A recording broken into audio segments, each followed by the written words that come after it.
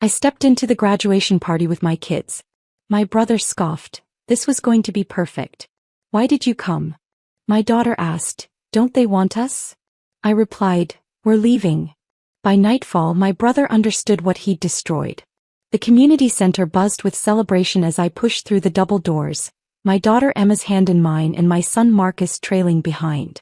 White and gold balloons formed an elaborate arch over the entrance, and a professional photographer moved through the crowd capturing moments. Round tables draped in elegant linens filled the space, each topped with centerpieces that must have cost a fortune.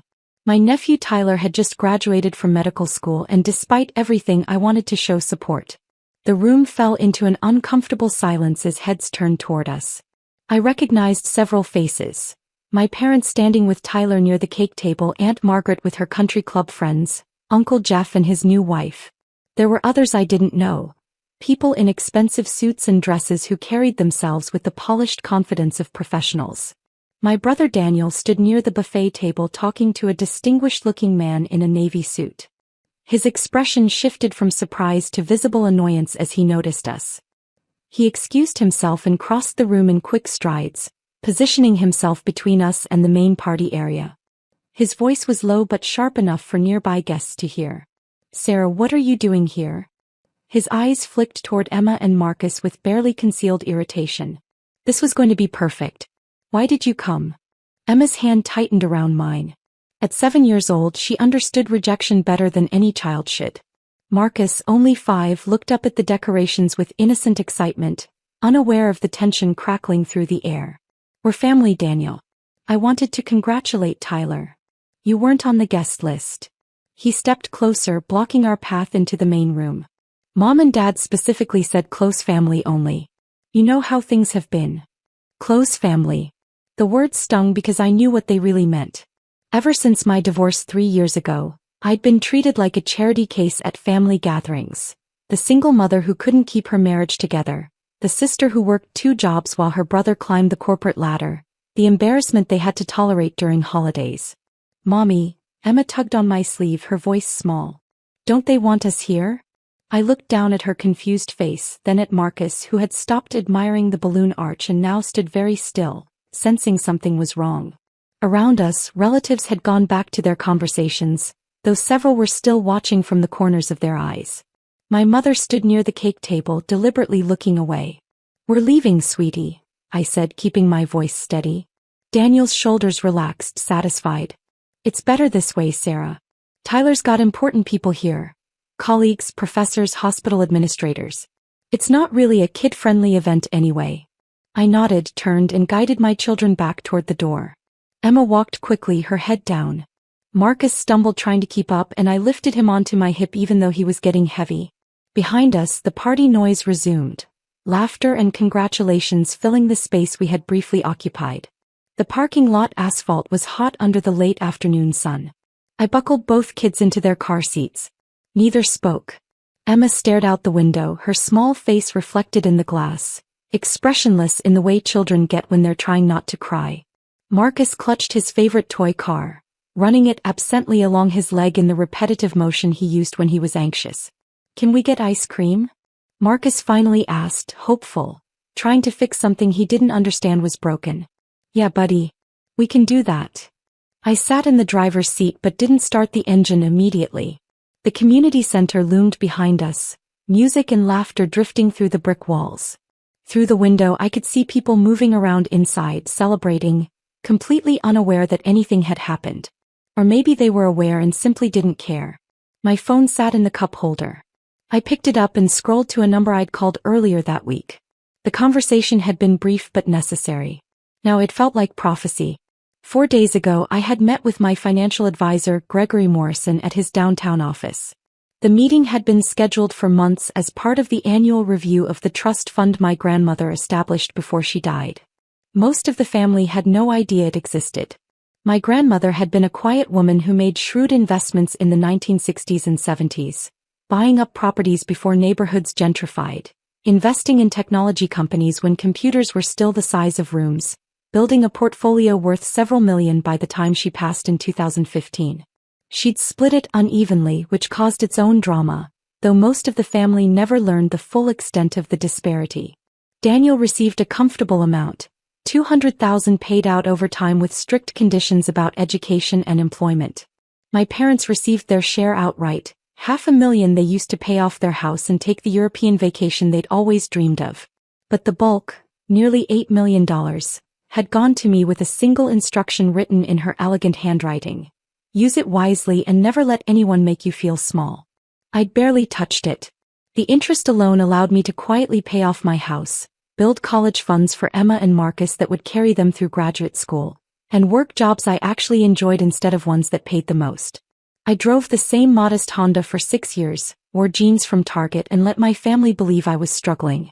It was easier than explaining, easier than watching them treat me differently, easier than becoming the rich relative everyone resented. But that meeting with Gregory 4 days ago had been different. I want to make some changes, I had told him. What kind of changes? My brother Daniel. I've been covering some of his expenses. I want to stop. Gregory pulled up the files. Over the past 5 years, I had anonymously paid the monthly fees for the community center where Daniel held all his family events. When he wanted to send Tyler to that expensive medical school, I created a scholarship fund that covered 60% of the tuition. The new car Daniel drove? I co-signed the loan and made half the payments through an LLC, letting him believe he qualified on his own merit. All of it? Gregory asked. Everything. Effective immediately after Tyler's graduation party. Now, sitting in that hot parking lot with my quiet children in the back seat, I sent a single text to Gregory. Proceed. We got ice cream. Emma ordered strawberry and Marcus got chocolate that ended up mostly on his face. We sat at the outdoor tables and I told them stories from when I was little, making them laugh. By the time we got home, the sun was setting, painting the sky orange and pink. I bathed them, read bedtime stories and tucked them in. Marcus fell asleep immediately, but Emma looked at me with serious eyes. Are we not good enough for them, Mom?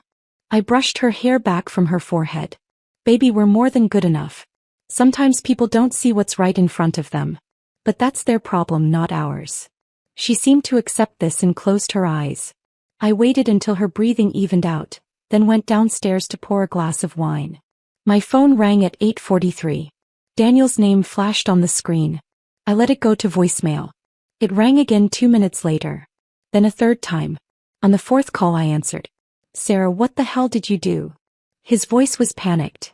Nothing like the dismissive tone from earlier. I'm having a quiet evening with my kids. What's wrong? The community center just called. They said our account is 5 months overdue. They're demanding payment immediately or they're going to. He paused and I heard paper rustling. They said the anonymous donor who'd been covering it withdrew support. Sarah, that's $1,500 a month. I can't afford that. I thought it was some promotional thing they were running. I took a sip of wine. That's unfortunate. And Tyler's school called. The scholarship fund that was paying his tuition. It's gone. They're saying he owes $68,000 for his final year. How is that possible? He had it all covered. Did he? There was a long silence. I could hear party sounds in the background, but they were muted now, subdued. Sarah. His voice changed, understanding creeping in. Sarah, was that you? This whole time? I need to go, Daniel. Early morning tomorrow. Wait. The car loan. Oh God, the car loan. There was a cosigner, but the bank never told me who. Sarah, please tell me. You stood in front of my children today and told them they weren't wanted. You've spent 5 years treating me like I'm less than you because I got divorced and work regular jobs. You've let Mom and Dad act like I'm an embarrassment. My voice stayed level, calm. I've watched you take credit for opportunities one created, watched you build a life on support you didn't even know existed, and then watched you decide my kids weren't good enough for a family party. I didn't mean. I was stressed. There were important people there. More important than Emma and Marcus? He didn't answer. The community center wants their money. Tyler's school wants their tuition. Your car loan. Well, you'll be getting a call about that too. I've withdrawn as co-signer. They'll want to renegotiate terms based on your credit and income alone. I paused. You might want to talk to Mom and Dad. See if they can help. Though I noticed they didn't think to invite me today either. How much? His voice was barely a whisper. How much have you been paying? Does it matter? Sarah, please. Tyler's graduation, all these people, they're going to know something's wrong. The center manager came up to me right in front of the hospital's chief of staff. This is humiliating. Humiliating, I repeated. Like having your daughter ask why her family doesn't want her? He took a shaky breath. In the background, someone called his name, probably my mother, wondering why he looked upset. I can't cover all this, he said finally. The car payment alone is $800 a month, and without the co-signer they'll probably repossess it. The community center is threatening to sue. And Tyler, he needs that degree, Sarah. He's so close. You have options. You make a good salary. You'll figure it out. In one day. They want the center fees tonight or they're canceling our event contract. We have Mom's retirement party scheduled there next month. And Tyler's loan. They want a payment plan established by Monday or they're holding his degree. The weight of it was hitting him now. 5 years of support, gone in an afternoon. I'd calculated it once with Gregory. Between the community center fees, tuition assistance, and the car loan support, I'd been providing Daniel roughly $45,000 a year. You called me a charity case at Christmas, I said quietly. Do you remember that? You were talking to Uncle Jeff and you said at least you didn't have to support your sister like some families do. You said I'd made my bed and had to lie in it. I was drunk. I apologized. You apologized for me overhearing, not for saying it. Another long pause. The party sounds had stopped. I imagined him standing outside, the reality of his situation sinking in. What do you want? He asked finally. You want me to beg? I'm begging. Tyler doesn't deserve this. He worked hard for that degree. Tyler's a good kid. I have no issue with Tyler. Then help him. Please. I'm done helping people who don't value me or my children, Daniel. Tyler can take out his own loans like most medical students. You can downgrade to a car you can actually afford. And you can find a new venue for family parties. One that doesn't require anonymous donors to keep it within your budget. Sarah. You destroyed something today that you didn't even know you had. My support, my help, my willingness to be invisible while you succeeded. I stayed quiet because I didn't need credit. I helped because we're family. I set down my wine glass. But family works both ways. And when you made my kids feel unwanted, you crossed a line. I heard him breathing, processing. Mom's going to ask where the money went, he said, sounding lost. Then I guess you'll have to tell her the truth. That the sister you've been looking down on has been funding your lifestyle for 5 years. That ought to be an interesting conversation.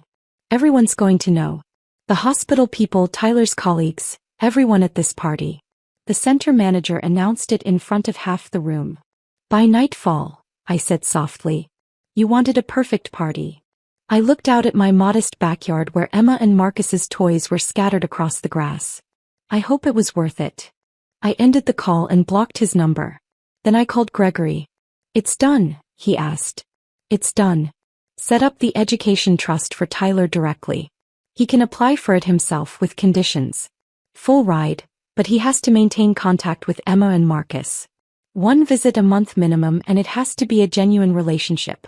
If he wants the money, he earns it by being the cousin they deserve. And Daniel's other obligations? Let them stand. He's an adult with a good job. He'll survive. He just won't survive comfortably on my dime anymore. That night I slept better than I had in months. Emma crawled into bed with me around midnight, still processing the day. I held her close and promised her that we were enough. Just the 3 of us, exactly as we were. By morning my phone had 63 messages from various family members. I deleted them without reading and took my kids to the park instead. We spent the whole day outside, just us, and it was perfect.